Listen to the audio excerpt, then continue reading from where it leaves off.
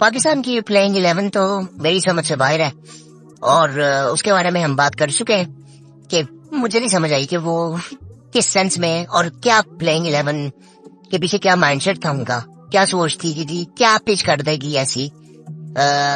इस चीज को बिल्कुल समझा जा सकता है कि उसी बीच में मैच है जहां पे पहले मैच था, बट फिर भी वो पिच फ्रेश इस लिहाज से है कि उसमें 3-4 दिन का गैप है, उसमें पानी लगा होगा, रोल हुआ होगा रेगुलरली, कितना वो उसमें ब्रेक हो जाएगा कि आपने फास्ट बॉलर कोई नहीं गिराया। तो मुझे वो बिल्कुल सेंस उसकी समझ नहीं आई।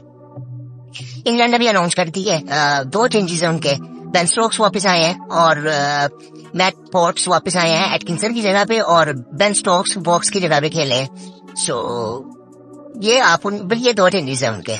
और उसके अलावा मैं फिर भी आपको दोबारा बता देता हूँ, जैक रोलिंग है, बेन टकिट है, ओली पॉप है, जो रूट है, फेरी ब्रूक है, बेन स्टोक्स है, जिमी स्मिथ है, ब्राइडन कार्स है, मैट पोर्ट्स है, जैक लीच है और शुएब बशीर है। दोनों स्पिनर उनके पुराने हैं और बाकी उनमें 2 चेंजेस जो है वो मैंने आपको बता दी है। सो ये चेंजेस आए हैं। उसके अलावा पाकिस्तान में जो चेंजेस आए हैं वो एटलीस्ट मुझे लगता है कि इस दुनिया के जो लोग हैं ना, जो इंसान है, उनकी अकल से तो बाहर है, सिवाय पीसीबी में जो लोग बैठे हुए हैं। वो सिर्फ उनकी अकल को समझ आ रही है कि उन्होंने ये क्यों हिलाया। मुझे नहीं लगता कि पहले कभी ऐसा हुआ है कि एक टेस्ट में एक फास्ट बॉलर आपने रखा है, टेस्ट मैच में आपने एक फास्ट बॉलर रखा है, वो भी पार्ट टाइम, आमिर जमाल की सूरत में, और आपको नहीं पता कि वो पूरी तरह से अभी वो फिट है भी कि नहीं। वो इंजर्ड लग रहा था, वो जिस तरह से वो बॉल कर रहा था 122-23 में वो बॉल कर रहा था, बाद में उसने स्टार्ट किया था 135 से, वो 122-23 में रेगुलरली बॉल कर रहा था। सो वो अकेला फास्ट बॉलर खेल रहा है इंग्लैंड के खिलाफ, जिसने आपको 850 पहले मारा है और 3 आउट उनके हुए थे। 3 आउट मैं से कह रहा हूँ, बाकी आउट उन्होंने बस जल्दबाजी में किए, उन्होंने खत्म करना था बस। तो ये सूरत हाल थी।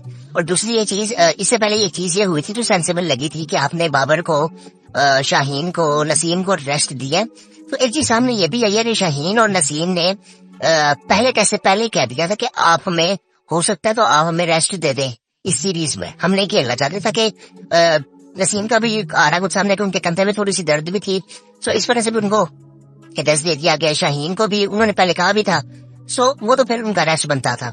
इसी तरह बाबर का भी है। बाबर आई थिंक, मुझे नहीं लगता कि बाबर ने खुद तो भी कहा होगा, और अजहर महमूद प्रेस कॉन्फ्रेंस के लिए आए थे कि उन्होंने फिर यही कहा कि बाबर खुद तो नहीं मान रहा था, लेकिन उसे फिर भी कहा कि यार तुम रेस्ट जरा करो, जरा फ्रेश होके थोड़ा सा हो और फिर आगे खेलो। और बाद में जो इन्होंने प्लेइंग 11 अनाउंस की है वो बिल्कुल अकल से बाहर है। और मैं आपको बताऊं कि इनके फिटनेस टेस्ट हुए, ये इन्होंने दो दफा फेल हुए हैं, बाद में ये तीसरी दफा पास हुए हैं। और अगर मैं आपको ये बता दूं कि जो पास इन्होंने किया ना ये फिटनेस टेस्ट, तो इतना मुश्किल नहीं होना, ये पीसीबी ने किया है फिटनेस टेस्ट, और ये हर बोर्ड अपने तरीके से ले रहा होता है, उसकी मेजरमेंट के तरीका का हर बोर्ड ही अपने है, कोई एक स्टैंडर्ड तरीका नहीं है कि ये पास करेगा तो वो खेलेगा पाकिस्तान या किसी भी नेशनल टीम से। सो यही सूरत हाल है। पाकिस्तान की प्लेइंग 11 देखे तो मुझे नहीं समझ आ रहा कि रोना चाहिए कि हंसना चाहिए, क्योंकि दोनों चीजें की जा सकती हैं। एक आप उस पर कोई क्रिटिकली उस पर बात कर ही नहीं सकते, क्योंकि वो समझ आने वाली बात ही नहीं है। ये तो अब कल परसों पता चलेगा कि इन्होंने क्या सोच के ये टीम बना दी है, और या तो फिर मुझे ना समझ नहीं आई। मैंने जिस तरह से पहले भी बात की है कि शान मसूद इस पे एग्री कैसे कर गया है, जैसन ग्रिस्पी इस पे कैसे एग्री कर रही है, वो तो गोरा है यार कि वो भी हमारे जैसा पागल हो चुका है, और इस तरह के फैसले तो हमने पहले भी कभी नहीं किए, अब क्यों कर रहे हैं मुझे नहीं समझ आई। वैसे पता नहीं, मुझे नहीं समझ नहीं आ रही मैं क्या कहूँ इस चीज पे। मुझे गुस्सा चढ़ रहा था कि जब ये अनाउंसमेंट हुई है। और बाकी ये जो टीम है बिल्कुल उनकी स्टेबल टीम है, और इस टेस्ट मैच में ना वो जो थोड़ी बहुत पता नहीं कहाँ पे कहीं पे इज्जत तक थोड़ी सी है भी ना, वो भी जा सकती है। कि जो हाल उसने करना है ना, वो स्टोक्स वो प्रेस कॉन्फ्रेंस में बैठा हुआ था, वो ऐसे बैठा हुआ था कि यार हमें खेलनी पड़ रही है इनसे सीरीज, कि जैसे उस पर ना बोर है किस्म का कि यार इनसे सीरीज खेलनी पड़ रही है, और वो पूरे मूड में था। उसने कहा कि कल पास जितना पहले बैटिंग करनी है, और उसने बहुत मानना है, वो जिस मूड में वो था ना, उन्होंने फिर दोबारा बहुत मानना है। और ये जो हम सोच के कह रहे हैं ना कि इधर यार बांग्लादेश की विकेट क्यों ना हो जाए, आप फिर भी ये बेवकूफी नहीं करते। आपके पास टोटल इस वक्त 6 स्पिनर्स हैं, आपके पास तकरीबन 4 प्रॉपर स्पिनर्स हैं 2 पार्ट टाइम स्पिनर्स हैं और 1 पार्ट टाइम फास्ट बॉलर हम खिला रहे हैं टेस्ट मैच में अगेंस्ट इंग्लैंड। और ये टॉप टीमों में आती है, India, England, Australia top test टीमों में आती है। सो मुझे नहीं पता क्या होगा, जो मर्जी हो जाए, चाहे 6वां दिन हो जाए, चाहे 9वां दिन हो जाए टेस्ट मैच का, क्या ऐसा पिच में हुआ होगा कि बिल्कुल फटा विकेट वो आपकी बिल्कुल इतनी स्पिन करने लग जाए बॉल के इंग्लैंड के बॉलर बैट्समैन ठहरेंगे भी नहीं। मुझे नहीं समझ आती। मैं इतना, मेरा इंटेलेक्चुअल लेवल उस लेवल का है ही नहीं कि जो पीसीबी का है या ये जो सिलेक्शन कमेटी है जो चीजें की हैं, सिलेक्शन कमेटी भी चेंज हुई है, पता मुझे नहीं समझ आ रही। अगर ये फैसले शान मसूद ने और जेसन गिल्स्पी ने किया है ना, फिर तो मैं बहुत ही ज्यादा हैरान हो जाता हूँ। फिर मुझे उम्मीद कोई नहीं है इनसे, अगर इन्होंने ये फैसले किए हैं। सिलेक्शन कमेटी में मैं कर सकता हूँ, उसमें सारे हैं पाकिस्तानी, लेकिन ये दोनों कम से कम सेंसिबल हैं। ये मुझे नहीं पता क्या सोच के इन्होंने टीम बनाई है। मैं भी अल्लाह, मैं तो कह रहा हूँ कि ये प्रैंक ही कर रहे हैं और कल सुबह ये टीम चेंज कर दे। बाकी आई थिंक मुझे नहीं लगता कुछ कहने वाला है।